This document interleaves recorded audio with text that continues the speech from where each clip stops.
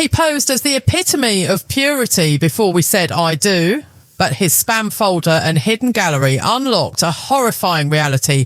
His secret lover wasn't a stranger. She was his own flesh and blood. Since stumbling upon those graphic photos, the very sight of him makes me physically gag. Yet I'm so shackled by societal norms that I can't even scream in protest. How am I supposed to live with this disgusting truth rotting beneath the surface of my so-called perfect marriage? Why did this happen to someone who saved herself for marriage? How can a man look his wife in the eye and fake it so perfectly for years? And where does this nightmare end? Is death the only escape, or am I doomed to burn in this fire of hatred forever? Hello everyone, this is Sneha. This is a story of a shattering betrayal hiding behind the mask of a flawless family. Let's dive into the full, heartbreaking details of this American couple's tragic saga. Silence. That's the loudest thing in my house right now. Absolute suffocating silence. It's 2 a.m. in the suburbs, the kind of neighbourhood where lawns are manicured to military precision and the fences are white and picket perfect. From the outside, looking in through the bay windows, you'd see a life that looks like it was ripped straight out of a magazine. The nice car in the driveway, the wedding photos on the mantle, the warm glow of the nightlight in the hallway. The American dream. Packaged and sold. I'm sitting on the edge of the bed, staring at the man sleeping next to me. His chest rises and falls in a rhythmic, peaceful cadence. David, my David. Even in his sleep, he looks innocent. His eyelashes are long, casting shadows on his cheekbones. One arm is thrown carelessly over his head, the other resting near my hip, as if even in his dreams he's reaching for me. He looks like an angel. He looks like the answer to every prayer I ever whispered into the dark when I was a teenager, terrified that I would never find someone who understood me. But tonight, looking at him doesn't give me butterflies. It makes my skin crawl. It makes bile rise in the back of my throat because I know now that the face he wears during the day, the loving husband, the devout man of faith, the good guy, is nothing but a mask. A mask so meticulously crafted, so perfectly painted that it fooled everyone. My parents, his parents, our friends, the pastor, and me, especially me. Let me take you back. Not far, just to the beginning, because to understand the horror of where I am now, you have to understand the height of the pedestal I placed him on. We met the way people don't meet anymore. No Tinder, no Bumble, no drunken hookups at a dive bar. We met at a community charity event. It was wholesome. It was safe. I remember the first time we spoke. He didn't look at my body. He looked me dead in the eye with this intensity that made me feel like I was the only person in the room. We started dating, and right away, David set himself apart from the rest of his generation. He told me he was old school. He used words like courtship and honour.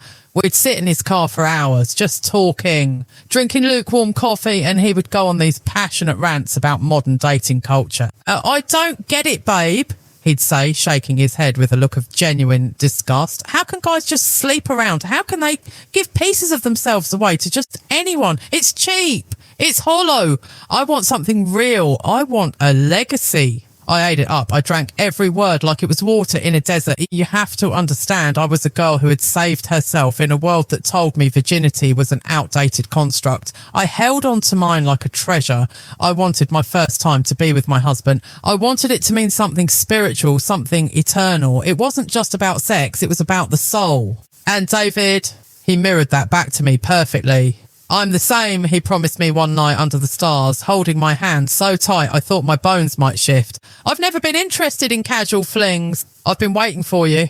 For this. My loyalty isn't something I give away. It's who I am. He told me he had zero contact with other women. No female best friends, no exes lurking in the background, no sketchy DMs. He was an open book, or so he claimed. He made me feel safe. In a world full of players and narcissists, I had found the unicorn, the loyal, honest, God-fearing man. Our engagement was a fairy tale. My friends were jealous. Where did you find him? They'd ask. Does he have a brother? I'd laugh, basking in the glow of my own luck. I felt chosen. I felt special. Then came the wedding. It was perfect. The vows we wrote. God, thinking about them now makes me want to scream. He stood there, tears in his eyes, promising to protect my heart, promising that I was the only woman he had ever truly seen and the only one he would ever see. The wedding night, it was everything I had waited for. I gave him everything, my body, my trust, my future. I remember lying in his arms afterward, feeling a sense of peace so profound it felt like a drug. I thought, this is it. We did it. We won. Months passed. The honeymoon phase didn't end. He was attentive. He brought me flowers for no reason. He texted me, I love you, every few hours. We went to church together. We prayed together.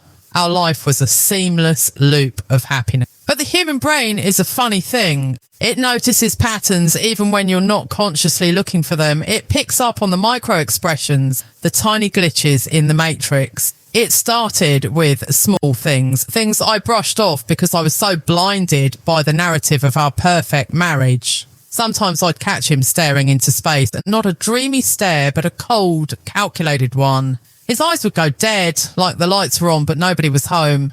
Then, as soon as he noticed me looking, the warmth would snap back into place. Click, like a switch being flipped.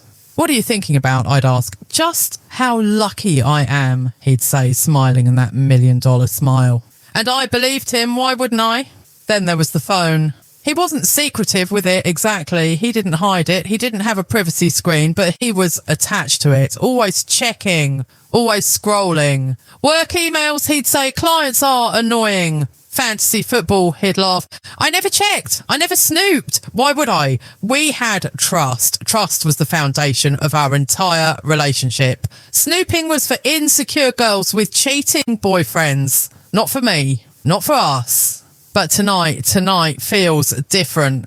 We had a dinner party earlier. Friends came over. We laughed. We drank wine. David was the perfect host, charming everyone, his arm around my waist, kissing my temple. My beautiful wife, he kept saying. Everyone cooed. Everyone admired us. But when everyone left and the adrenaline of the party faded, he crashed. He fell asleep almost instantly, the heavy sleep of the self-righteous. I couldn't sleep. I tossed and turned, a strange anxiety buzzing in my chest like a trapped insect. I got up to get a glass of water. I walked around the living room, straightening pillows that didn't need straightening. The house felt too big, too quiet. I came back into the bedroom. The moonlight was filtering through the sheer curtain, painting everything in shades of blue and grey. And there it was, his iPad. It was sitting on his nightstand, plugged into the charger. Usually the cover is closed, but tonight he must have been too tired. The cover was folded back. I got back into bed trying to ignore it, but my eyes kept drifting to that black rectangular screen. It was just an object, just glass and metal. But for some reason tonight, it felt like it had a pulse. It felt like it was calling to me. Check it. The thought came out of nowhere.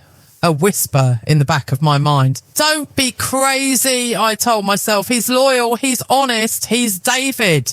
Check it. The whisper grew louder. My heart started to hammer against my ribs. Thump, thump, thump. Why was I feeling this way? Was it intuition? Was it paranoia? Or was it God nudging me toward a cliff I was about to fall off? I sat up slowly, the sheets rustling softly. David didn't stir. He let out a soft snore. I reached out. My hand was trembling. I felt ridiculous. I felt guilty. I was about to violate the privacy of the most honest man I knew. I was about to betray his trust by question. My fingers brushed the cold aluminum edge of the iPad. I pulled it gently toward me. The screen was dark. I pressed the home button. It lit up. The brightness was blinding in the dark room. I squinted, my heart racing so fast I thought he might hear it. No passcode. Of course there was no passcode. He had nothing to hide. That's what he always said. My life is yours, babe. The home screen was a picture of us, our wedding day. We looked so happy, so young. I stared at the icons, mail, Safari, photos, Facebook. Everything looked normal. I let out a breath. I didn't know I was holding. See, you're crazy. You're being irrational. Put it back. I was about to turn it off and put it back on the nightstand. I was about to go back to sleep and continue living my perfect life in my perfect house with my perfect husband. But then my thumb hovered over the mail app. Just a quick look, just to see those annoying client emails he was always complaining about, just to confirm that everything was mundane and boring so I could sleep. I tapped the icon. The inbox loaded. It was full of receipts, work updates, newsletters. Boring. Exactly what I expected. I scrolled down, nothing. I scrolled up, nothing. Okay, that's it. Stop being psycho. I went to close the app, but as I did, my finger slipped and hit the menu bar on the left. The list of folders dropped down. Inbox, sent, drafts, trash, spam. My eyes lingered on the word spam. Usually spam is just Viagra ads and Nigerian princes asking for money. It's the junk drawer of the internet. Nobody looks in spam. It's where things go to die, or it's where things go to hide. Why did my stomach drop? Why did the air in the room suddenly feel 10 degrees colder? David shifted in his sleep. He mumbled something unintelligible and rolled over, facing away from me. I froze. I waited for his breathing to even out again. One look, the voice in my head hissed. Just one look, and then you can go back to being the perfect wife. I tapped spam. The folder refreshed. The little spinning wheel turned for a second that felt like an eternity. And then the list appeared. It wasn't Viagra ads. It wasn't phishing scams. It was notifications, hundreds of them. Facebook. You have a new message from Jessica. Facebook. You have a new message from Ashley. Tinder, it's a match. Bumble, someone wants to meet you. Facebook. You have a new message from Sarah. My breath hitched. The world tilted on its axis. The dates. I looked at the dates. Yesterday, 2 days ago, last week, last month. My eyes scanned further down. 6 months ago, our wedding month. 8 months ago, our engagement party. The list went on and on. It was a graveyard of notifications, a secret archive of a life he swore he didn't have. My hands started to shake violently. The iPad felt heavy, like a stone tablet dragging me down to the bottom of the ocean. This had to be a mistake. Maybe his account was hacked. Maybe this was some kind of bot. I clicked on one of the Facebook notifications. It opened the browser version of Messenger, and there it was. Not a bot, not a hacker. It was David. My David. David. Hey, beautiful. Saw your pic. You look incredible. David. Want to meet up later? My place or yours? David. Don't worry, I'm discreet. I felt like I'd been punched in the gut. The air left my lungs. Loyal. Old school. Honest. The words echoed in my head, mocking me. The man sleeping 2 feet away from me, the man whose warmth I could still feel onto the sheets, was a stranger. But this was just the surface. This was just flirting. This was just guys being guys, right? That's what society says. Maybe it was just an ego boost. Maybe he never met them. I was bargaining. I was trying to find a loophole, a way to make this okay. But then I saw it. Buried amidst the endless stream of flirtations with random girls, there was a different kind of notification. It wasn't from a dating app. It wasn't a casual, hey, beautiful. It was a Google Drive notification, a folder shared with you. US updated 2 hours ago. US, who is us? I am us. We are us. But I didn't share a folder with him. My finger hovered over the link. Every instinct in my body screamed at me to stop. Don't open it. If you open it, there is no going back. If you open it, the perfect white picket fence burns down. But I couldn't stop. The curiosity was a physical pain. I tapped the link. The Google Drive app opened. The folder loaded.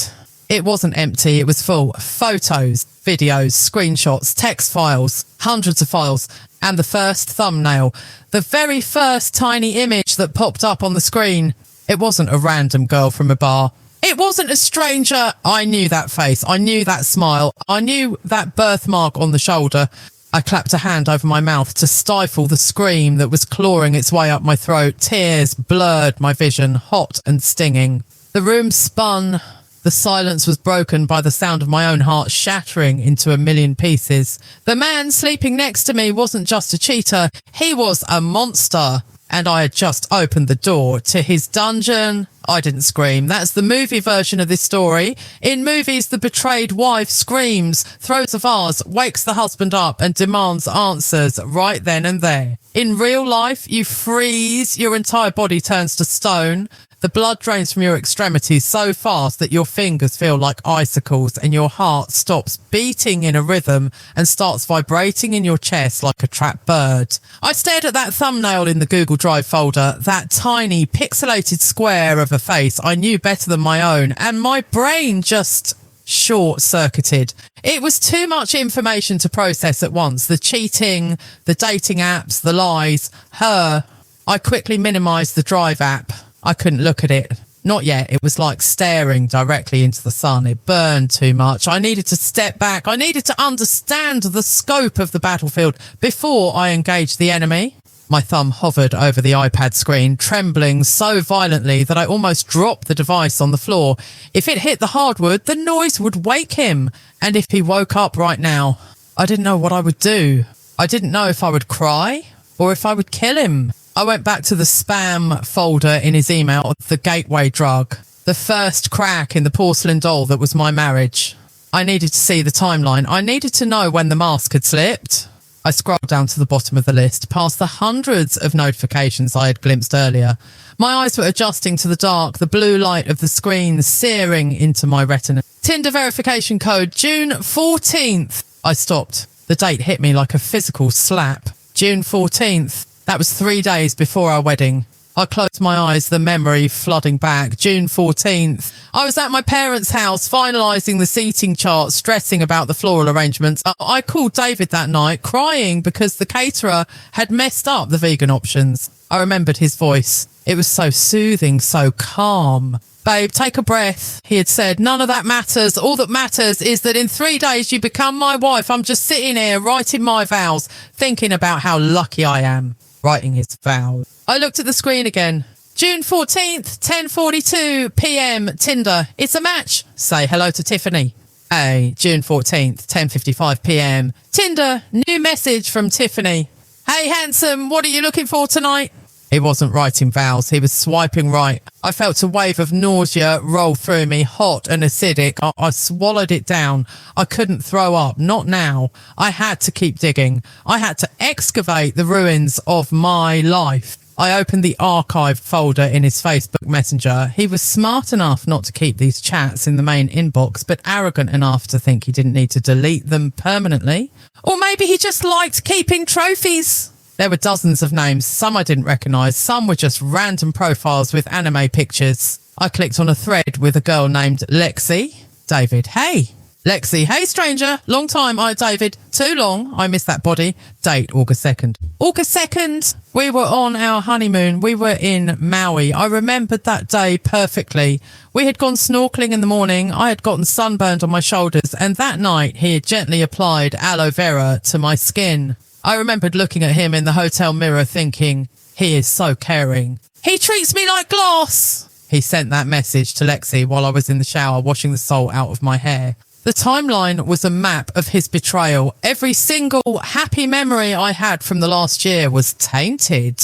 Our first Christmas as a married couple, he was sexting a girl from his gym. My birthday, he was on Bumble arranging a quick coffee that I now realise it was never just coffee. The night I had the flu and he stayed home to take care of me, he was video chatting with someone named Caitlin. I felt stupid. That's the worst part of betrayal that nobody talks about. It's not just the anger, it's the humiliation. You feel like the world's biggest idiot. I had prided myself on being smart, on having good intuition. How did I miss this? How did I miss the fact that my husband was living a double life? He was a chameleon, a sociopath. There was no other word for it. To be able to look me in the eye, to pray with me before dinner, to hold my hand in public, all while maintaining a harem of digital mistresses. It required a level of detachment that was terrifying. I looked over at him again. He shifted. The duvet rustled. My heart hammered against my ribs. Thump, thump, thump. He let out a long sigh. His hand twitching on the pillow. I froze, the iPad screen pressed against my chest to hide the light. I held my breath until my lungs burned. Please don't wake up, please don't wake up. If he woke up now, he would spin it. I knew he would. He would say it was spam. He would say his account was hacked. He would gaslight me until I believed I was the crazy one for snooping. He was a master manipulator. I saw that now. I needed more than just text. I needed the smoking gun. I needed something he couldn't talk his way out of. He settled back into a deep rhythm of breathing. He was safe for now. I turned the iPad back over. My hands were sweating, making the screen slick. I went back to the messages. I needed to see if he had met them. The physical aspect. I found a thread with a girl named Sarah Yoga. David, parking lot is empty. Sarah, coming out now, which car? David, the black SUV. Back row. Sarah, be there in 2. David, can't wait to taste you. I gagged, a literal physical gag reflex. I clamped my hand over my mouth, eyes watering. That was my car. The black SUV. I drove that car to work. I drove that car to the grocery store. I sat in that seat.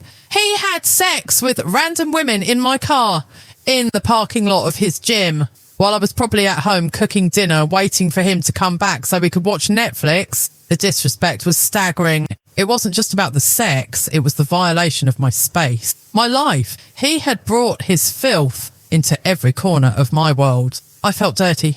I felt like I needed to scrub my skin with steel wool. But as I scrolled through these messages, dozens of them, a carousel of different women, I started to notice a pattern. Most of these were short-lived, hit it and quit it, as they say. A few messages, maybe a meet-up or two, and then he would ghost them, or they would get annoying and he would block them. It was a game to him, a dopamine hit. He was collecting conquests like Pokemon cards. But then I remembered the drive, the folder named US. These random girls, they were just noise. They were symptoms of his sickness. But that folder, that was different. You don't make a shared Google Drive folder for a Tinder hookup. You don't name a folder US for a girl you met in a parking lot. That implies history. That implies emotion. That implies a relationship that runs parallel to ours. And the face, I couldn't escape the image of that face I saw in the thumbnail. Why her? My brain was trying to reject it. It can't be her. They are family. That's disgusting. That's illegal. Maybe it's just a similar looking girl. Maybe it's a doppelganger. I needed to be sure. I had seen the first crack. The dating apps proved he was a cheater. That alone was enough to end the marriage. That alone was enough to pack my bags and leave. But the US folder, that felt darker. That felt like the abyss. I looked at the time on the iPad, 2:45 a.m. I had been sitting here for 45 minutes. My world had completely collapsed in less than an hour. I swiped out of the messages. I didn't need to see any more "hey, beautiful" texts. I got the point. He was a pig. But now I needed to know if he was a monster. I navigated back to the Google Drive icon. The triangle logo stared back at me, mocking me. He looked so innocent. A tool for work, a tool for spreadsheets and documents. Not for this. My finger hovered over the app. A sudden noise made me jump. Bzzzt! His phone on the nightstand next to his head. It vibrated. The screen lit up for a second. I froze. He groaned. He reached out a hand, blindly slapping at the nightstand to silence it. My heart stopped. If he opened his eyes, if he saw the glow of the iPad in my hands, he grabbed the phone. He squinted at it with one eye open. I dove under the covers, pulling the duvet over my head, clutching the iPad to my chest. I lay perfectly still, curled in a fetal ball, praying to a god I wasn't sure if was listening anymore. He mumbled. He tossed the phone back down. He rolled over, facing away from me again. I waited 1 minute, 2 minutes, 5 minutes. Silence returned to the room. I slowly peeled the blanket back. The air felt cold against my sweaty face. I looked at his phone on the nightstand. Who was texting him at 2:45 a.m? Another Tinder match? Another Sarah from yoga? Or her? I looked down at the iPad in my hands. The screen had gone dark. I pressed the home button. The Google Drive folder was still there, waiting for me. I realised then that I had crossed a line of no return. The old me, the happy, naive wife, was dead. She died the moment I opened that spam folder. The woman sitting here now was a detective at a crime scene, and I couldn't stop until I found the body. The random girls were bad. They were painful, but they were strangers. But the face in the drive, that was personal. That was a knife in the back from 2 directions. I took a deep breath, the air shaking in my lungs. Open it, the voice whispered. Stop being a coward. Open the folder. I tapped the folder named US. The files loaded. And this time I didn't minimize it. This time I looked, and what I saw made the Tinder messages look like a nursery rhyme. This wasn't just cheating, this was a twisted, sick, decades-long saga that was about to rip my sanity apart. I clicked on the first video file. The volume was off, thank God, but the visuals, the room started to spin. The darkness of the bedroom seemed to close in on me, suffocating me. I was about to enter the digital abyss, and I wasn't sure I would ever come back out. The video file had no sound, but it screamed at me. It was grainy at first, shot in low light, the camera shaking slightly as if propped up against a stack of books or a pillow.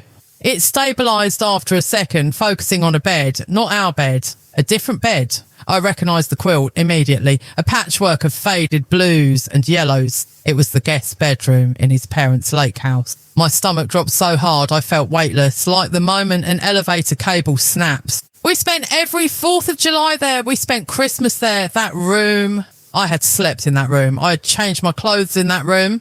And now on the small glowing screen of the iPad, I was watching my husband walk into the frame. He wasn't wearing a shirt. He looked younger, maybe a year or two ago. His hair was slightly longer.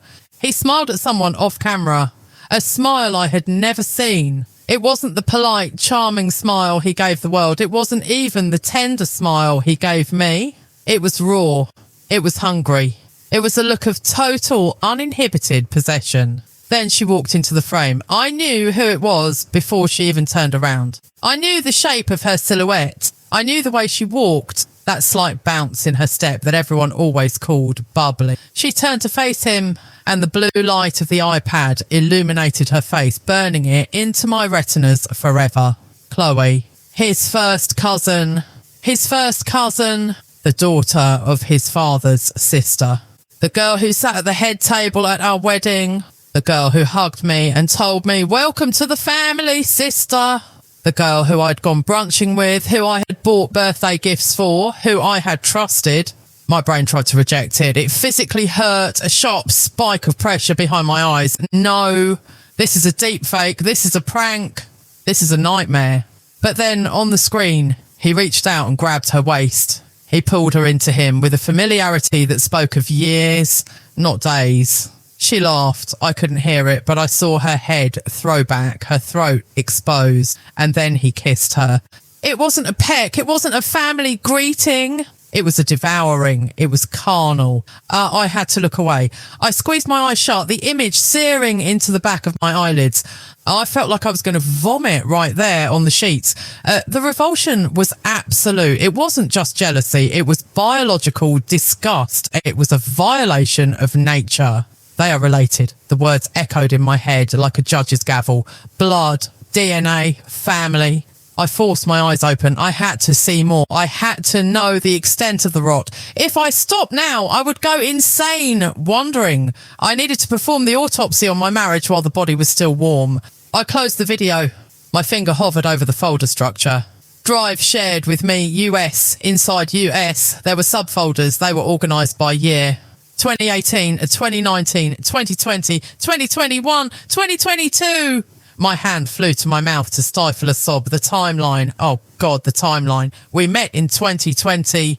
We got married in 2022. This wasn't an affair. This wasn't a mistake. I was the mistake. I was the interruption in their story. I clicked on 2020, the year we started dating.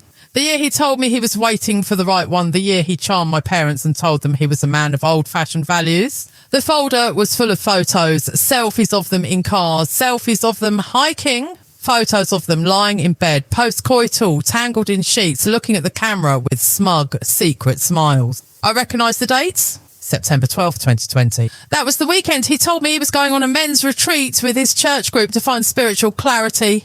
The photos showed him and Chloe at a cabin. There was a bottle of wine on the nightstand. There were no other men, no Bibles, just them. He hadn't been praying. He had been sleeping with his cousin. I scrolled faster, my breathing becoming jagged, shallow gasp. I felt like I was drowning in shallow water. Folder. 2022. The year of our wedding. This folder was the thickest. I opened it, and there, nestled between nude photos and videos of them in hotel rooms, was a folder labelled The Letter. A chill ran down my spine, not a digital file, a photo of a physical piece of paper. I tapped it. It was a handwritten letter. I recognised the handwriting immediately. It was David's jagged, all-caps scrawl. The same handwriting that wrote, "I vow to love and cherish you" in his wedding vow book. I zoomed in to read it. The date on the letter was from 2 years ago. My dearest Chloe, I know this is hard. I know you hate that I have to do this, but you know the reality. Our families would never understand. Society would never understand. We are soulmates, bound by blood and spirit, but we can't be together in the light. Marrying Sneha is just a move. It's what's expected. It's a cover. She is a good girl. She's safe. She's naive. She will give me the image I need. But my heart, my body, it has always been yours. It will always be yours. When I'm with her, I'll be thinking of you. When I kiss her at the altar, I'll be imagining it's you. Forgive me, my love. This is the only way we can survive. Yours, D. The iPad slipped from my fingers and hit the mattress with a soft thud. I couldn't breathe. My lungs had simply stopped working. She's naive. It's a cover. I'll be imagining it's you. Every kiss, every touch, every I love you whispered in the dark. It was all a lie. A calculated, cold-blooded lie. I wasn't his wife. I was his beard. I was his shield against a society that would call him a pervert. I looked at him. The man sleeping inches away from me. He looked different now. The mask was completely gone. I didn't see David anymore. I saw a predator. I saw a monster who had lured a naive girl into his web just to hide his incestuous obsession. I wanted to grab the lamp and smash it over his head. I wanted to scream until my throat bled. I wanted to wake him up and shove the screen in his face and watch him crumble. But I couldn't move. I was paralysed by a terror so profound it felt like freezing water in my veins. Because if he was capable of this, of lying to everyone, of engaging in a relationship that broke every moral and social law, what else was he capable of? If I woke him up now, confronted him with this, would I be safe? He was a sociopath. I knew that now. Normal people don't do this. Normal people don't write letters like that. I picked the iPad back up. My hands were shaking so hard I could barely navigate the screen. I needed to save this. I needed proof. If I just left it here, he could delete it all in seconds. He could gaslight me. He could say I hallucinated. I needed to send this to myself. I navigated to the share button on the photo of the letter. AirDrop? No, too risky. Email? Yes. I typed in my secret email address, the one I used for online shopping that he didn't have access to. I attached the letter. I attached the video of them at the lake house. I attached a screenshot of the folder structure showing the years. Send. The little blue progress bar moved agonisingly slow. Sending. Sending. I looked at David. He twitched. A low moan escaped his lips. My heart stopped. The progress bar was at 50%. He rolled over. He was facing me now. His eyes were still closed, but his breathing had changed. It was shallower. He was waking up. The blue light from the iPad was casting a glow on his face. If he opened his eyes, even a slit, he would see it. I dimmed the screen to the lowest setting, barely visible. 75%. Sneha? His voice was thick with sleep, a gravelly rumble. I froze. Every muscle in my body locked up. I held the iPad flat against the mattress under the sheet, praying the light didn't bleed through. Sneha, are you awake? He mumbled, his hand reaching out and patting the empty space where I should have been lying. I forced my voice to work. It sounded brittle, foreign to my own ears. Yeah, just getting some water. Go back to sleep. He paused. For a second, I thought he knew. I thought he could smell the fear on me. Come back to bed, he groaned, his hand flopping onto the mattress. It's late. Sent. The notification popped up on the screen, hidden under the sheet. The email was gone. The evidence was safe. But I wasn't done. As I moved to close the app to put the iPad back, another notification slid down from the top of the screen. It wasn't an email. It wasn't a text from a random girl. It was a Google Calendar notification. Reminder, anniversary dinner with C tomorrow, 12 p.m. C, Chloe. Tomorrow. We had plans tomorrow. We were supposed to go to his parents' house for a barbecue. Chloe would be there. He wasn't just sleeping with her in the past. He was planning to celebrate an anniversary with her. Tomorrow, under my nose, at a family gathering. And then I saw the location attached to the calendar invite. It wasn't a restaurant. It wasn't his parents' house. Location, Motel 6, Highway 4 exit, room 204. He wasn't going to lunch. He was going to a cheap motel to sleep with his cousin before coming to the family barbecue to play the role of the loving husband. Rage, it replaced the fear. Hot, blinding rage. I looked at the iPad. I had the evidence of the past. But now I had the schedule for the future. I knew where he was going to be. A plan began to form in the shattered remains of my mind. A dangerous, reckless plan. I carefully, slowly placed the iPad back on his nightstand. I plugged the charger back in. I wiped the screen on my pyjama shirt to remove my fingerprints. I slid back into bed. The sheets felt like they were made of barbed wire. Being this close to him made my skin crawl. I could smell his scent, that cedarwood body wash I used to love. Now it smelled like deceit. It smelled like her. He draped his arm over my waist, pulling me close, spooning me. "Love you," he mumbled into my hair. I lay there in the dark, my eyes wide open, staring at the wall. I felt the weight of his arm, heavy and suffocating. "Love you too," I whispered. The lie tasted like ash in my mouth, but I had to say it. I had to keep the mask on for just a little longer, because tomorrow at 12 p.m. at the Motel 6 off Highway 4, I wasn't just going to be the victim anymore. I closed my eyes, but I didn't sleep. I replayed the video in my mind. I reread the letter. I memorised the hatred. The sun would rise in 3 hours, and when it did, the perfect wife was going to die, and something else was going to take her place. The game had changed. He thought he was the player. He thought he was the master of manipulation, but he didn't know that I had the keys to his kingdom. And tomorrow I wasn't just going to unlock the door.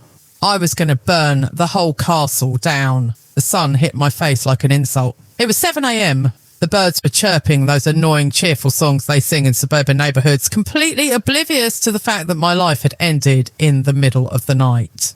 I hadn't slept. Not for a single second. I had lain there stiff as a corpse, listening to David's breathing change from the deep rhythm of sleep to the lighter, waking pattern of morning. When he finally opened his eyes, I forced mine shut. I couldn't look at him. If I looked at him, I would vomit. I would scream. I would wrap my hands around his throat and squeeze until the truth popped out of his eyes. "Morning, sleepyhead," he whispered. He leaned over and kissed my cheek. His lips felt like a branding iron. I flinched. I couldn't help it. My body recoiled instinctively, a biological rejection of a pathogen. He pulled back, pausing. "You okay? You felt cold?" I opened my eyes. I didn't look at his face. I looked at the wall behind him. "Just a bad dream," I croaked. My voice was raspy, dry from the hours of silent crying I had done while he slept. "I think I'm coming down with something." "Oh, babe," he said, stroking my hair. The same hand that in a few hours would be touching his cousin. "You rest up. We have the BBQ at my folks' place later. Remember, Mom's making her potato salad." Mom, his mom, Chloe's aunt. The web of this family tree was so tangled it was choking me. "I know," I said, rolling away from him, pulling the duvet up to my chin. "I'll be fine by then. Just need coffee." He got up. I heard the familiar sounds of his morning routine, the shower running, the electric razor buzzing, the smell of his cologne wafting into the room. A scent that used to make me feel safe, but now smelled like deception. He walked back into the bedroom, fully dressed. Khaki shorts, a polo shirt, the uniform of the respectable American husband. "Hey," he said, checking his watch. "A watch I bought him for our first anniversary. I'm going to run a few errands before we head over to my parents. Got to stop by Home Depot, pick up some stuff for the deck, then maybe hit the gym for a quick lift." The lie. It slid out of his mouth so easily, so smooth, like he had rehearsed it 1,000 times. "Home Depot," I repeated, my voice flat. "Yeah, should be back by 11:30 to pick you up, then we can head over together." He smiled, that dazzling, dimpled smile that had charmed my father and fooled my friends. "Love you, Snee." "Love you," I whispered. The words tasted like bile. The moment the front door clicked shut, I threw the covers off. The paralysis broke. Adrenaline, cold and sharp, flooded my veins. I ran to the window. I watched his black SUV back out of the driveway. He waved at the neighbour, Meister Henderson, who was walking his dog, just a regular guy, a pillar of the community. As soon as his taillights disappeared around the corner, I moved. I didn't shower. I didn't brush my hair. I threw on a pair of oversized sunglasses and a baseball cap. I grabbed my keys, not for my car, but for the rental I had booked online at 4 a.m. while lying next to him. A grey Toyota Corolla. Invisible. Forgettable. I had picked it up early this morning using the app, parked it 2 blocks away. He didn't know it existed. I ran out the back door, cutting through the neighbours' yards, my heart hammering a frantic rhythm against my ribs. Thump! Thump! Thump! I got into the rental car. The interior smelled like stale cigarettes and cheap air freshener. I checked my phone, find my friends. We shared our locations. It was a safety thing. He insisted on it when we first got married. "So I always know you're safe, babe." Now it was his noose. The little blue dot representing David was moving. He wasn't going to Home Depot. He was heading onto I-95 South. I pulled out, my hands gripping the steering wheel so tight my knuckles turned white. I merged onto the highway, keeping a safe distance. 3 cars back, 4 cars back. I felt like a spy in a bad movie. Except the stakes weren't nuclear codes. They were my sanity. He drove for 20 minutes. The suburbs gave way to the industrial district, warehouses, strip malls, fast food chains. And then he took the exit. Exit 14, Highway 4. The GPS on my phone confirmed it, the location and from the calendar invite. He turned into the parking lot of the Motel 6. It was exactly as sleazy as I imagined. The paint was peeling off the railings. There were questionable stains on the concrete. A flickering neon sign buzzed in the daylight. David parked in the back, away from the main office. He wanted to be hidden. I pulled into the parking lot of a diner across the street. I killed the engine. I slouched down in my seat, peering over the dashboard through my sunglasses. I watched him get out of the car. He looked around, left, right. He checked his phone. He fixed his hair in the side mirror. He looked excited. There was a bounce in his step. He wasn't a man burdened by guilt. He was a man anticipating a treat. He walked up the concrete stairs to the second floor, room 204. He swiped a key card. He already had a key. That meant he checked in earlier or he kept the room permanently, a recurring expense, a love nest amidst the filth. The door closed behind him. I looked at the clock on the dashboard, 11:52 a.m. She wasn't there yet. I waited. The air conditioning in the car was off and the heat was starting to build, sweat trickling down my back, but I couldn't turn the car on. I couldn't risk the noise. 5 minutes passed, 10 minutes. My phone buzzed. I jumped, my heart leaping into my throat. It was a text, a group chat. Sunday BBQ fam, to Chloe. Hey auntie, running a little late. Traffic on the bridge is a nightmare. Start the grill without me. I'll be there in 20. So excited to see everyone. I stared at the screen. The timestamp was 12:02 p.m. Traffic on the bridge. I looked up. A white Mercedes convertible turned into the motel parking lot. The top was down. She was wearing a massive sun hat and oversized designer sunglasses. A scarf was tied around her neck, blowing in the wind like she was some kind of movie star. She didn't look like she was stuck in traffic. She looked like she was on vacation and she parked 2 spots away from David's SUV. She checked her makeup in the rearview mirror. She applied a fresh coat of red lipstick. I zoomed in with my phone camera.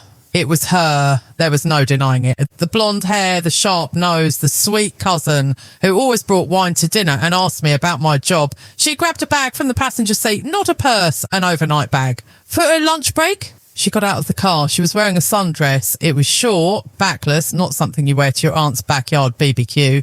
She walked toward the stairs. She didn't look around like David did. She walked with confidence. She walked like she owned the place. She walked like a woman going to meet her husband. She reached room 204. She didn't knock. The door opened before she could even touch the handle. David was there.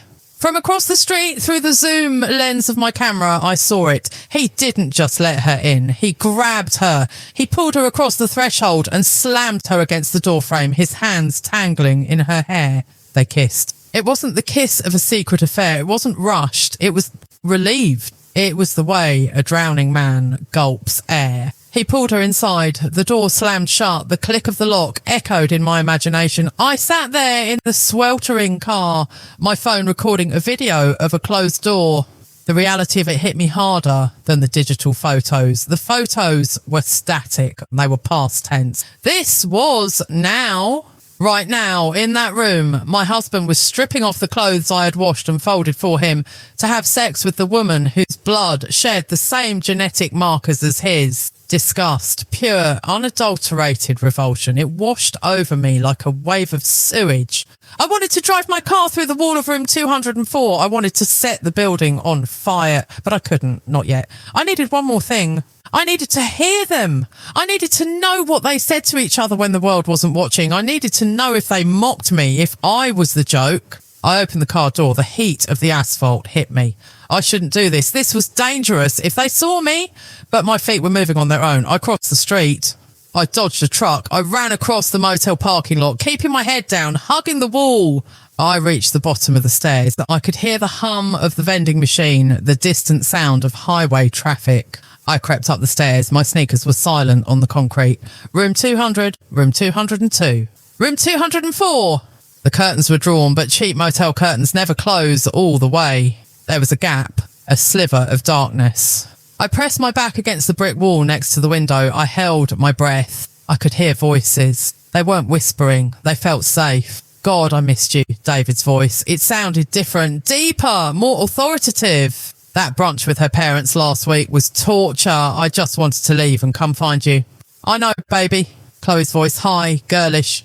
But you were so good. You played the part perfectly. Even I almost believed you loved her. She laughed, a cruel, tinkling laugh. Don't say that, David groaned. I heard the sound of a zipper. You know there's only you. There's only ever been you. She's just the ticket to normal. She's the camouflage. The camouflage, he repeated. Is she still, does she suspect anything? Sneha! David scoffed. Please, she's clueless. She's so innocent. It's pathetic. I told her I was going to Home Depot and she practically packed me a lunch. She has no idea she's sleeping with a man who belongs to someone else. She's sleeping with my man, Chloe purred. My blood. I clapped a hand over my mouth. Tears were streaming down my face, hot and fast. Pathetic. Clueless. Camouflage. They weren't just sleeping together. They were building a life on my grave. They were getting off on the deception. My pain was their foreplay. I shifted slightly to look through the crack in the curtains. I wished I hadn't. David was sitting on the edge of the bed. Chloe was straddling his lap, facing him. Her hands were cupping his face. They were staring into each other's eyes with a look of such intense, twisted devotion that it made my stomach turn. It wasn't lust. It was love. A sick, rotting, incestuous love that had survived for years. I wish we could just tell them, Chloe whispered, tracing his lip with her thumb. I wish we didn't have to hide. One day, David said. He kissed her palm. One day we'll figure it out. Maybe after we have kids, we can just run away. Kids. They were talking about running away together. I felt a vibration in my pocket. My phone. I pulled it out, terrified. The screen would light up the window. It was a text from David. David, hey babe, Home Depot is crazy busy. Might be a little late. Start getting ready. Love you. I looked through the crack. David was holding his phone in one hand while his other hand was up Chloe's dress. He hit send, tossed the phone on the bed and buried his face in her neck. Sent, he mumbled against her skin. Now, where were we? I stared at the text on my phone and then I looked at the monsters in the room. Something inside me snapped. The last thread of The Good Wife finally broke. I wasn't sad anymore. I wasn't scared. I was lethal. I backed away from the window, step by step. I went back down the stairs. I crossed the street to my rental car. I sat in the driver's seat and looked at the text again. Start getting ready. Oh, I was getting ready, David. I opened the contact for his mother, Chloe's aunt, on my phone. I opened the group chat for the BBQ. I had the photos, I had the videos, and now I had a video of them entering this room and an audio recording of them calling me pathetic. I looked at the send button. But no, that was too easy. Sending a text was too impersonal. They were going to the BBQ in an hour. The whole family would be there. His parents, her parents, the cousins, the pastor. Why blow up his phone when I could blow up his entire world in front of an audience? I put the car in gear. I wasn't going home to cry. I was going home to dress for the performance of a lifetime. I was going to that BBQ. I was going to eat his mother's potato salad. I was going to hug Chloe when she walked in with her traffic excuse. And then I was going to serve them something they would never digest. I merged back onto the highway. The tears were gone. My eyes were dry. The countdown had begun. I stood in front of the full-length mirror in our master bedroom, staring at a woman I didn't recognise. She looked like Sneha. She had Sneha's dark hair, freshly blow-dried into soft, bouncing waves. She wore Sneha's favourite floral sundress, the one with the sweetheart neckline that David said made me look like a breath of spring. She had applied Sneha's makeup, a touch of blush, a swipe of pink gloss, mascara to widen the eyes. But the eyes were different. The eyes were dead.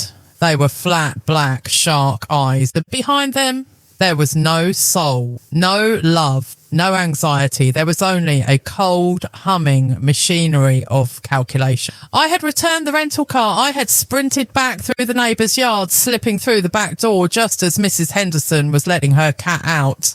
I had showered, scrubbing my skin with a loofah until it was raw and red, trying to scrub away the invisible layer of grime from the Motel 6 parking lot. Now I was ready. My phone buzzed on the vanity. David, just leaving Home Depot now, babe. Traffic is insane. I might just meet you at my parents' place. Save me a trip back home. A liar.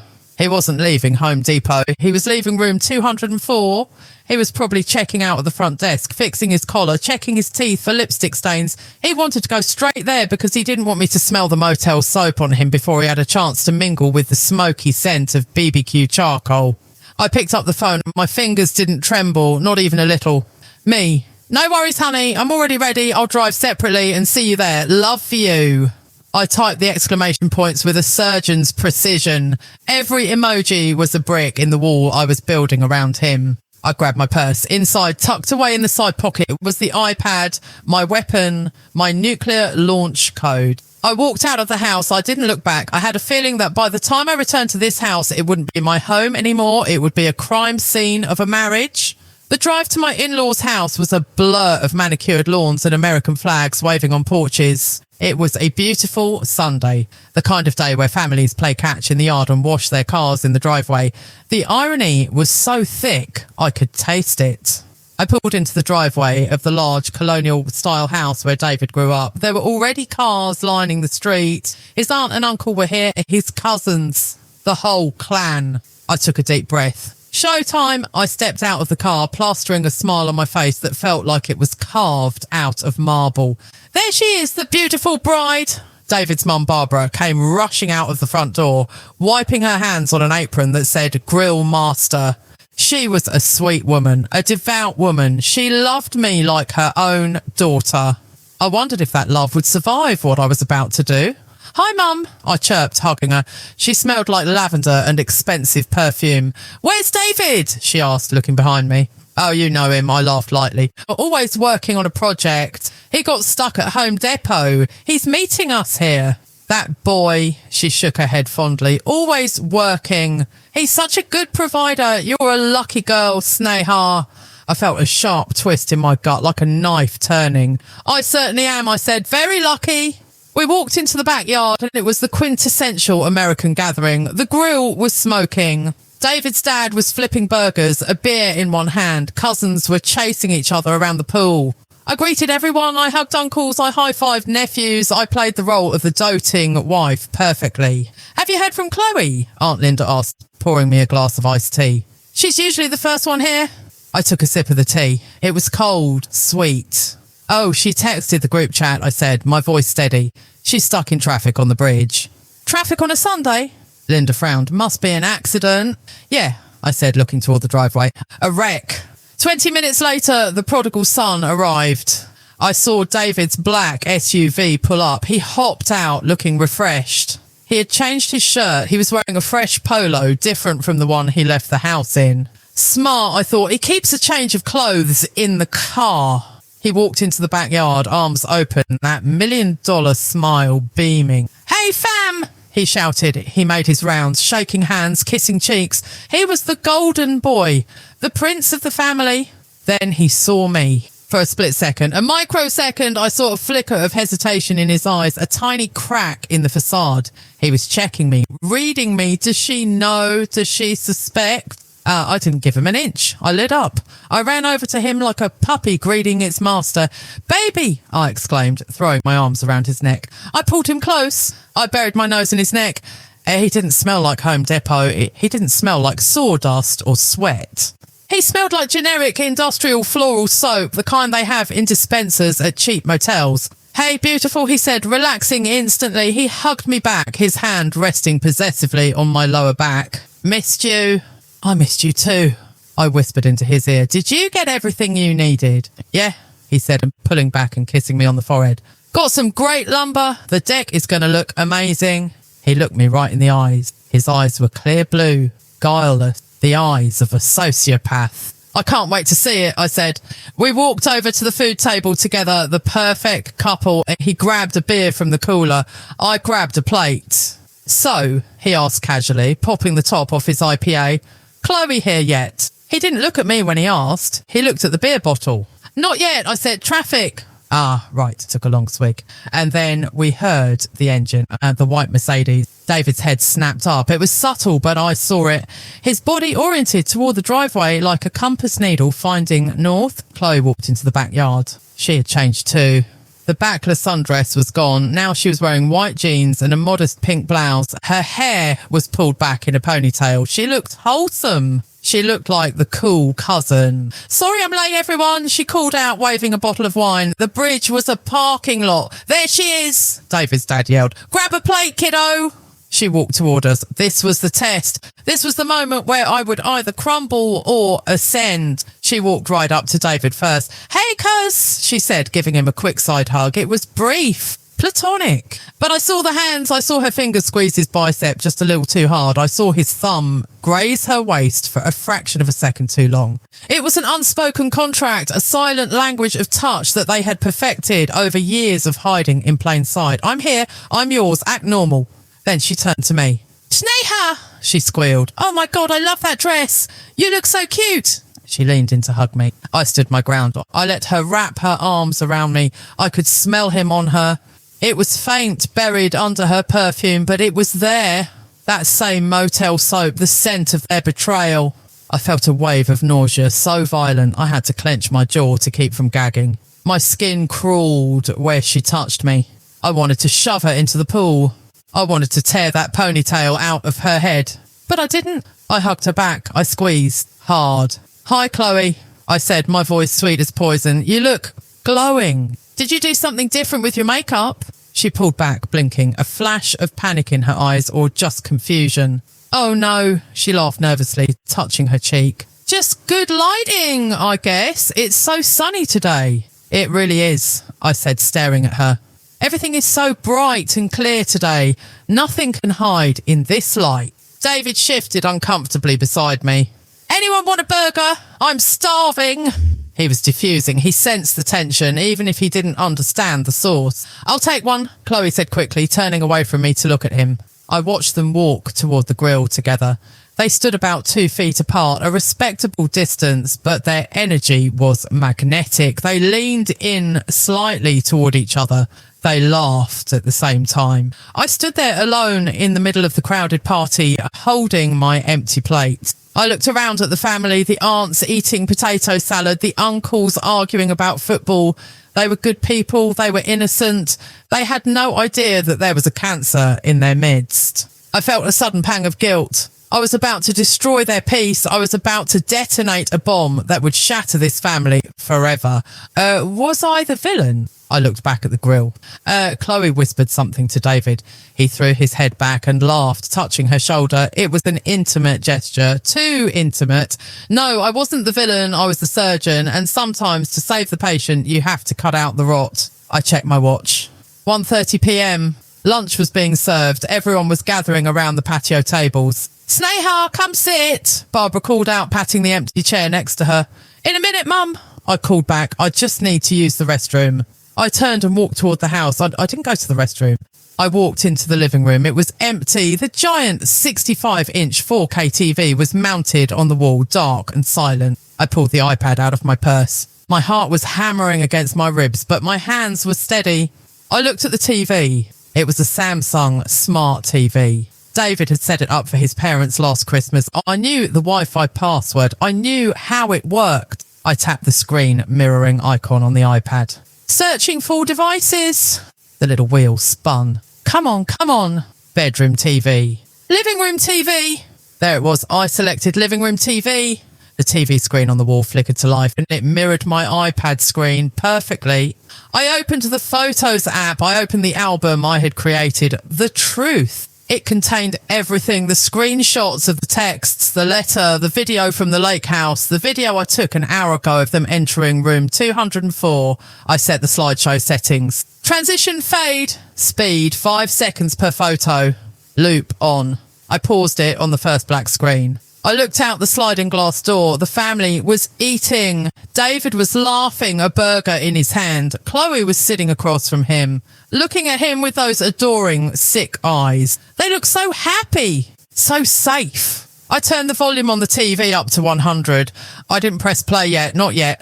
I left the connection active. I left the iPad on the coffee table, hidden under a stack of magazines, but plugged into the charger so it wouldn't die. I walked back outside. "Everything okay, honey?" David asked as I sat down next to him. Perfect, I said. I picked up a fork. I was just setting up a little surprise for later. David raised an eyebrow. A surprise? Yeah, I smiled. I found some old photos. I thought it would be fun to do a little slideshow. You know, since the whole family is here, a trip down memory lane. Chloe choked on her water. David froze his burger halfway to his mouth. Old photos? He asked, his voice tight. What kind of old photos? Oh, just memories, I said airily, looking at Chloe. Childhood stuff, college stuff, family trips. I paused, letting the silence stretch just long enough to be uncomfortable. And, you know, I said, locking eyes with David, the moments that made us who we are. David relaxed visibly. Oh, cool, Mum loves that stuff. I do, Barbara chimed in. That sounds lovely, Sneha. We can watch it while we have dessert. Exactly, I said. Dessert. I took a bite of my potato salad. It tasted like ash. I watched David and Chloe exchange a glance. It was a nervous glance, a does she know glance. But they dismissed it. They were arrogant. They had gotten away with it for years. Why would today be any different? They didn't know that the unspoken contract they had signed with each other, the contract of silence, of secrecy, of blood, was about to expire. I checked my watch again. 20 minutes until dessert. 20 minutes until the end of the world. I took a sip of my iced tea. David, I said softly, yeah, I really love you. You know that, right? He looked at me, surprised by the sudden emotion. I know, babe. I love you too. Good, I said. I just wanted to make sure you knew that before everything. Before what? He laughed nervously. Before dessert. I smiled. The countdown in my head was ticking louder than a bomb. Tick, tick, tick. The anticipation was a drug. My body was humming with it. I looked at the sliding glass door leading to the living room. Behind that glass was the executioner, and I was holding the switch. And let them eat their burgers. Let them laugh. Because in 20 minutes, nobody would be laughing ever again. All right, everyone, let's move inside. The bugs are starting to bite, and I've got the strawberry shortcake set up on the kitchen island. Barbara's voice rang out across the backyard, cheerful and oblivious. It was the bell tolling for the execution, though she thought it was just a call for dessert. Chairs scraped against the patio concrete. The low hum of family chatter, debates about the upcoming football season, compliments on the grilling filled the air. It was the sound of normalcy, the sound of a family that believed it was whole. I stood up, my legs felt light, almost hollow, like I was walking on the moon. The adrenaline was no longer a rush. It was a steady, cold current keeping me upright. David stood up next to me. He placed a hand on the small of my back. You okay, babe? He asked, his voice low. You barely touched your burger. I looked at him. I looked at the hand resting on my back, the hand that had been up Chloe's dress less than 2 hours ago. I'm saving room for dessert, I said. It's going to be rich. He smiled, oblivious. That's my girl. We walked into the house. The air conditioning hit me, a blast of artificial chill that matched the temperature of my blood.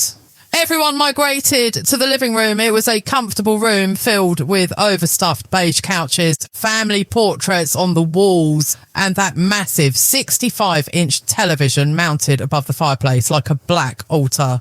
Sit, I urged, gesturing to the couches. Mum, Dad, you guys take the recliners. You need the best view. David sat on the love seat. Chloe hesitated, then sat on the arm of the sofa near him.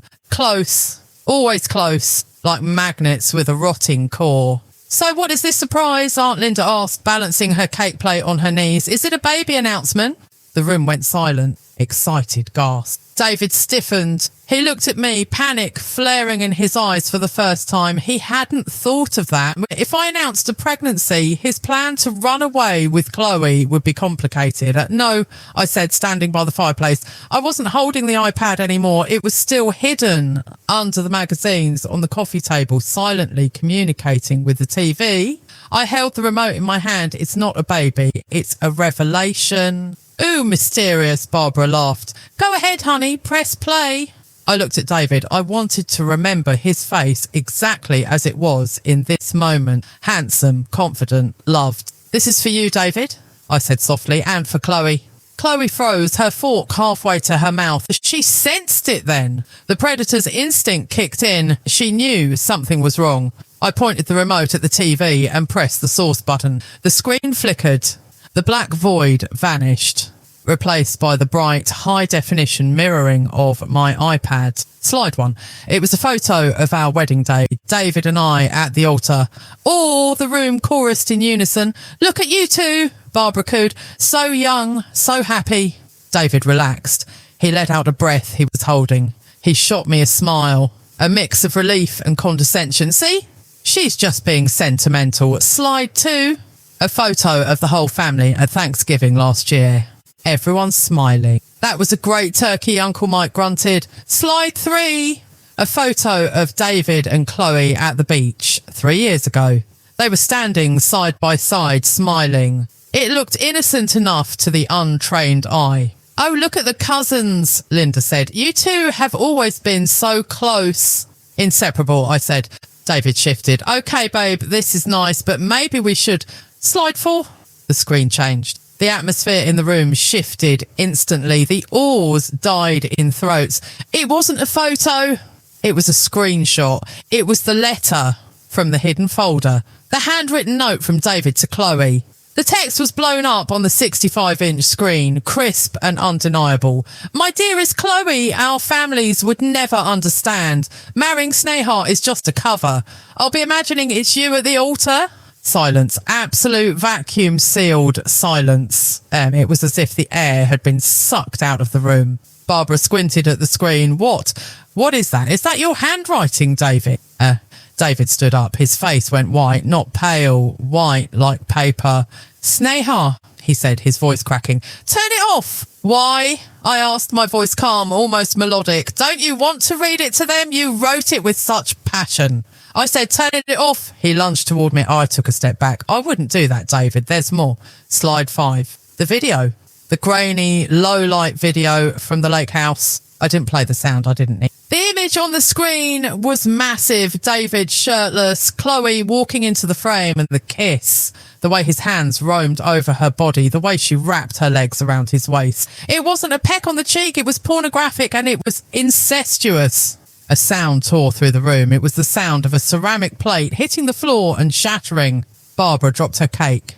"No," she whispered. "No, no, no." Chloe jumped up from the sofa arm. "David, do something," she shrieked. Her voice wasn't the cool, collected voice of the mistress anymore. It was the shrill cry of a cornered rat. David scrambled for the TV. He tried to block the screen with his body, spreading his arms out like he was trying to hold back a tsunami, but he couldn't block it all. The image of him burying his face in his cousin's neck was projected over his own head. "It's fake!" David screamed, turning to his parents. His eyes were wild. "It's AI! She made it up! She's crazy!" Slide 6. The video from 2 hours ago. The timestamp was clearly visible in the corner. Today, 12:02 p.m, the Motel 6 parking lot. David opening the door to room 204.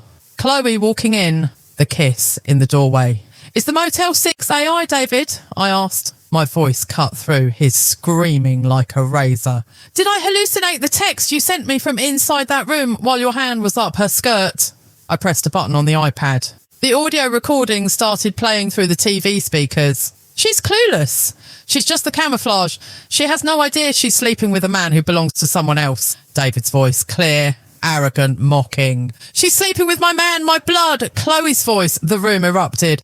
Uncle Mike stood up, his face purple with rage. He looked at David, then at Chloe, his own niece. "You sick son of a bitch," Mike roared. David's dad, a man who had never raised his voice in my presence, stood up slowly. He looked like he had aged 20 years in 20 seconds. He walked over to David. David was panting, backing away from the TV. "Dad, listen, it's not a smack." The sound of the slap echoed like a gunshot. David's head snapped to the side. "Don't you speak," his father hissed. "Don't you dare speak." Chloe was sobbing now, hysterical, loud, ugly cries. She ran toward the hallway, trying to escape, but her mother, Aunt Linda, grabbed her by the arm. "Where do you think you're going?" Linda screamed, shaking her. "What have you done with your cousin, It was chaos. It was a riot. It was the complete and total demolition of a dynasty. And I stood there by the fireplace watching it burn. I felt nothing. I didn't feel triumph. I didn't feel joy. I just felt clean. David looked at me. His cheek was red where his father had hit him. His eyes were wet, but it wasn't remorse. It was hatred, pure, unadulterated hatred. "You ruined everything," he mouthed at me. I smiled, a sad, tired smile. "No, David," I said, loud enough for him to hear over the screaming. "I just turned on the lights." I placed the remote gently on the mantelpiece. I picked up my purse. Nobody stopped me. They were too busy tearing each other apart. The perfect family was eating itself alive. I walked to the sliding glass door and I stepped out into the humid afternoon heat. I walked past the grill, which was still smoking. I walked past the pool. I got into my car. I didn't speed away. I didn't screech my tyres. I backed out of the driveway slowly, carefully. As I drove down the street, I looked in the rearview mirror. I saw the front door of the house open. David came running out, shirtless, screaming my name. "Sneha, come back. You can't leave me." He looked small. He looked pathetic. He looked like a ghost. I turned the corner and he disappeared from my view. And just like that, he disappeared from my life. But the driving was the hardest part.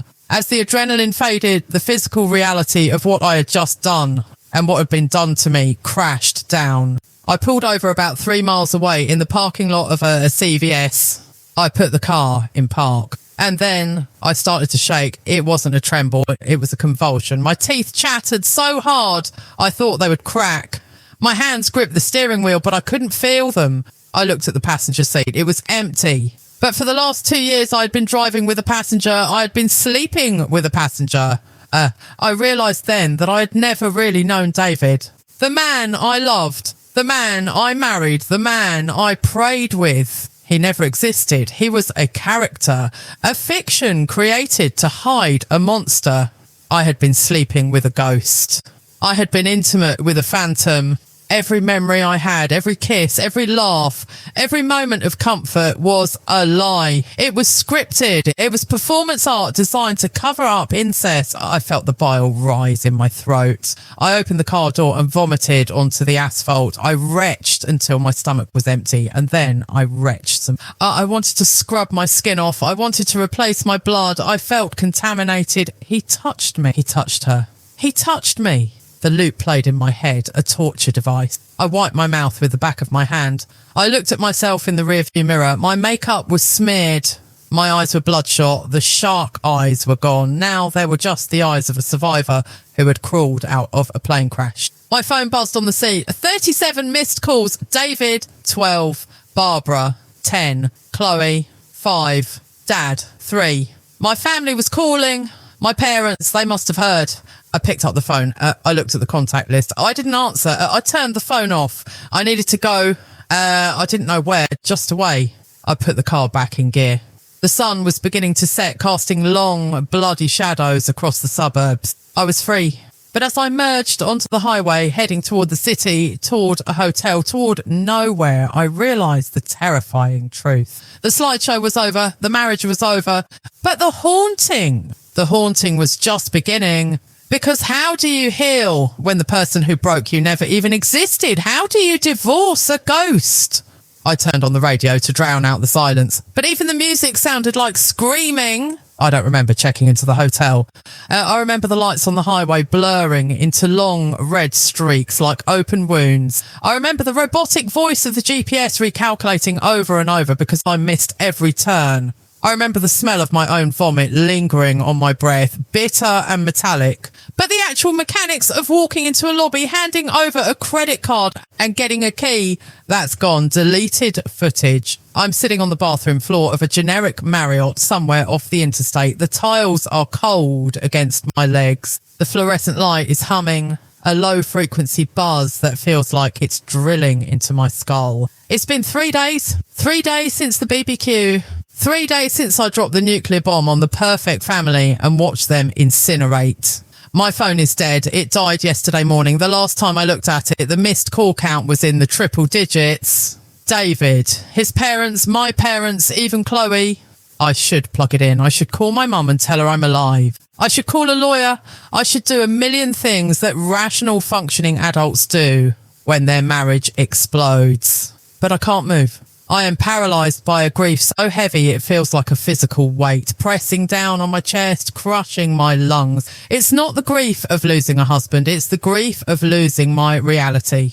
I keep closing my eyes, hoping to find darkness, but there is no darkness. There are only flashes. Flash. David's hand on my waist at the altar. Flash! The timestamp on the motel video. Flash. Chloe's laugh in the backyard. Flash! David's face twisted in hate, screaming at me in the driveway. Every memory I have of the last 2 years is now infected. It's like a virus has rewritten my hard drive. I think about the nights we spent talking about our future, the names we picked out for our children. Noah if it's a boy, Grace if it's a girl. Those conversations, they were happening while he was writing love letters to his cousin. When he was holding me, was he imagining her? When he told me I was beautiful, was he comparing me to her? I feel dirty. I stand up, my legs shaking, and turn on the shower. I make it hot, scalding hot. I step in, clothes and all. The steam fills the small cubicle. The water hits my skin, burning, turning it red. I scrub my arms, my chest, my face. I want to wash his fingerprints off my soul. I want to sanitize my history. But you can't wash away a ghost. I slide down the wall, curling into a ball as the water hammers down on me. And finally, the scream comes. It starts in my stomach, a guttural, animalistic sound. It rips through my throat, raw and jagged. I scream until my voice gives out. I scream for the girl I was 3 days ago. The naive, happy, stupid girl who thought she had a fairy tale.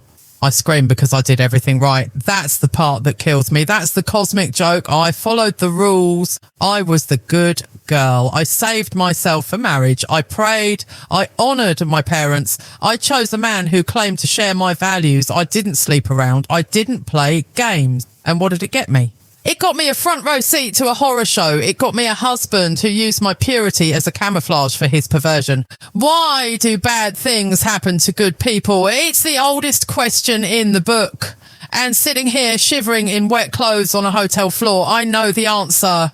Because monsters don't look like monsters. They look like David.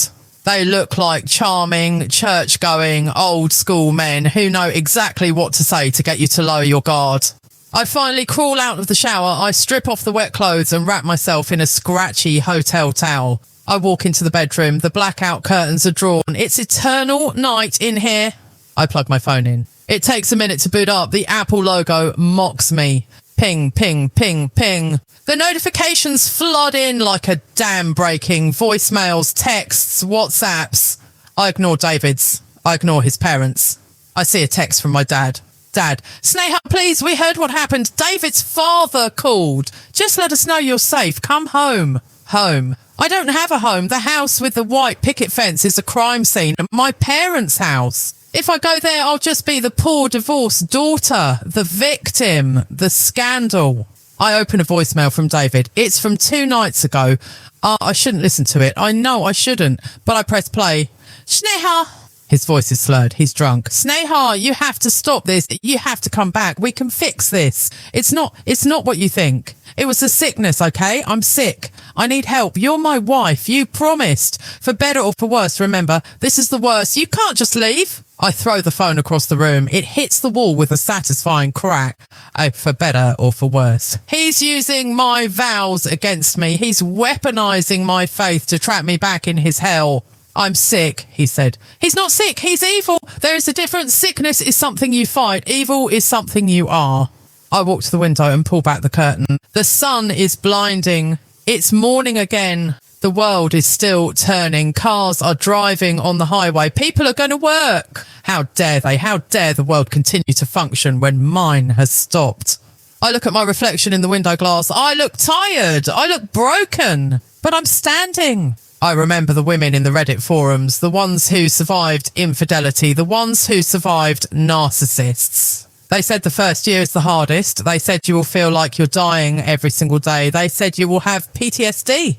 You will have trust issues. You will never be the same. And you will never be the same. That's the truth I have to accept. The Sneha who entered this marriage is dead. She died in that Motel 6 parking lot. The woman standing here is a survivor. She is scarred. She is traumatized. She is furious. But she is free. I realise now that the revenge at the BBQ wasn't the end. It was just the surgery. It was cutting out the tumour. Now comes the chemotherapy. Now comes the healing. And it's going to hurt. God, it's going to hurt. I have to find a lawyer, a shark, someone who will make sure David pays for every lie, every therapy session, every wasted second of my life. I have to find a therapist, someone who can help me rewire my brain so I don't see his face every time I close my eyes. And I have to forgive myself. That's going to be the hardest part, forgiving myself for being blind, forgiving myself for loving a monster. I walk over and pick up my phone. The screen is cracked, a spider web of glass over the display. I type a text to my dad. Me, I'm alive, I'm safe, I'm not coming home yet, I need time, but I'm done, Dad, I'm filing for divorce, don't let him near me. I hit send. Then I open the Photos app. I look at the Truth album one last time. The evidence. I don't need to look at it anymore. I know what happened. I back it up to the cloud. I email it to 3 different accounts, insurance. Then I delete it from the phone. I take a deep breath. The air in the hotel room is stale, recycled. But for the first time in 3 days, I can actually get it into my lungs. I don't know if I'll ever trust a man again. I don't know if I'll ever be able to let someone touch me without flinching. I don't know if the American dream is anything more than a nightmare dressed in white. But I know this. I survived the lie. I survived the truth. And now I just have to survive the rest of my life. And that is the end of Sneha's story, or perhaps just the beginning of her new life. It leaves us with a terrifying question, doesn't it? We all wear masks. We all present a curated version of ourselves to the world. But how deep does the mask go? And when you're sleeping next to someone night after night, sharing your dreams and your fears, do you ever really know who is lying in the dark beside you? Sneha thought she did. She thought she had found the one honest man in a world of players. Instead, she found a stranger sharing her bed, a stranger with a secret so dark it shattered 2 families. If you've ever felt that gut instinct, that tiny whisper telling you something isn't right, and listen to it, because sometimes the monster isn't under the bed. Sometimes he's in it. This has been Sneha's story. Thank you for listening.